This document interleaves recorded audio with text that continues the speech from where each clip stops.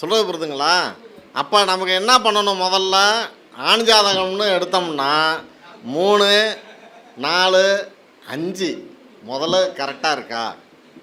அதுக்கப்புறம் 4 சரியாக இருந்தால் 10 வேலை செய்தா?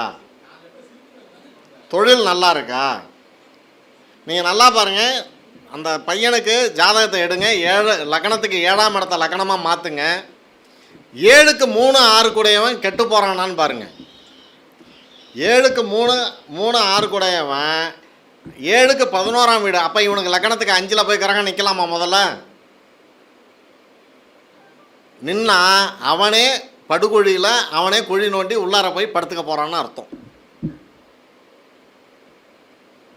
அவனுடைய படிப்புக்கு நான் வரல, அவனுடைய சம்பாத்தியத்துக்கு வரல, அவனுடைய தனம் தானியத்துக்கு வரல. அப்போ 5ல் போய் 5 கிரகம் நின்றுதுன்னா கட்டுற பொண்ணை எப்படி யோசித்து கட்டணும்? பார்த்து கட்டணும். இல்லைன்னா நம்ம பொண்ணை கொடுக்குறதா இருந்தால் பார்த்து யோசனை பண்ணி கொடுக்கணும்.